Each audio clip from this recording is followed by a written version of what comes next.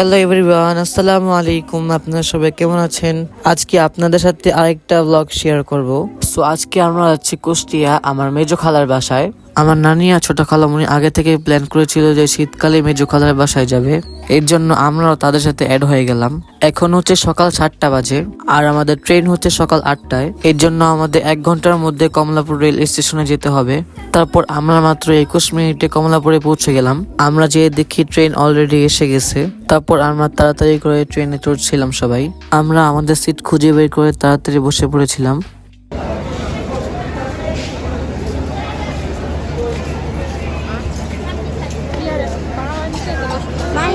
তোমার ফিলিংস কেমন? মরে গেছে। তোমার ফিলিংস কেমন এখন? ভালো। বাচ্চা মরে গেছে, কান্না কান্না উঠাইনি।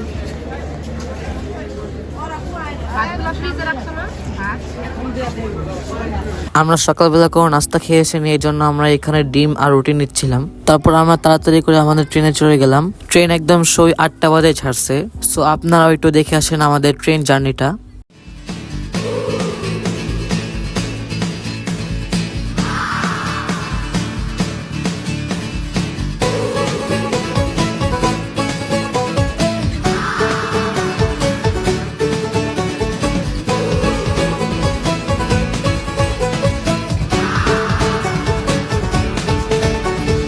शामें मलंग सी रातें सुरंग सी बागी उड़ान पे ही ना जाने क्यों इलाही मेरा जी आए आए इलाही मेरा जी आए आए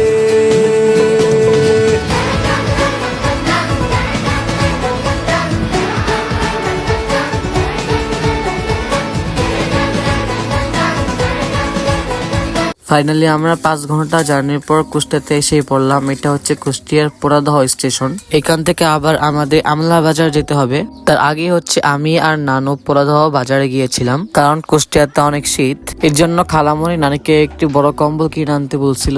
তারপর আমরা পোড়াদহ বাজার থেকে একটি অটো ভাড়া করে খালামণিদের বাসায় রওনা দিয়ে দিলাম। আমরা কুষ্টিয়া গ্রামের সৌন্দর্য দেখতে দেখতে খালামণির বাসায় চলে এলাম। এটা হচ্ছে আমার খালামণিদের বাসা, কিন্তু বাসায় এসে দেখি খালামণি নেই। আমার খালাতো বোনের মাদ্রাসায় প্রোগ্রাম চলছে, এই জন্য খালামণি সেখানে গিয়েছে। আমার খালামণিদের কিউট একটা বিড়াল আছে। এই বিড়ালের চোখ একটা গ্রিন কালার আর একটা ব্লু কালার, এর জন্য বিড়ালটাকে অনেক কিউট লাগতেছিল।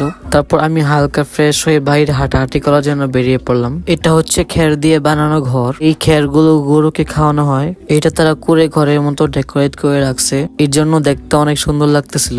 তারপর দেখলাম যে এখানে অনেকগুলো হাঁসদের কোনো শীত নেই, এই জন্য তারা এই ঠান্ডা পানিতে অনেক মজা করে গোসল করতেছে।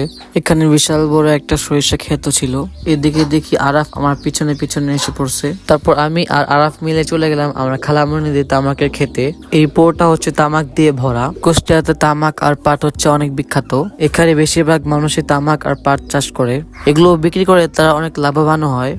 আর এটা হচ্ছে তামাক পুরানোর ঘর। এটা এখনো রেডি না, এটাতে পাটকাঠি আর মাটি মিশিয়ে রেডি করা হবে। একটু পরে দেখলাম খালামণিরা এসে পড়ছে। আর এটা হচ্ছে আমার ছোট্ট একটা ভাই আজমাইন। সো আজকের ব্লগটা ছিল এই পর্যন্তই। আর হচ্ছে কুষ্টিয়ার আরো ব্লগ আসবে সামনে, তা দেখার জন্য আমার পেজে চোখ রাখুন। যদি ব্লগটা ভালো লেগে থাকে তাহলে অবশ্যই লাইক, কমেন্ট, শেয়ার আর ফলো করবেন। তো আজকের জন্য বিদায় নিচ্ছি, দেখা হচ্ছে পরের ব্লগে। আল্লাহ হাফিজ।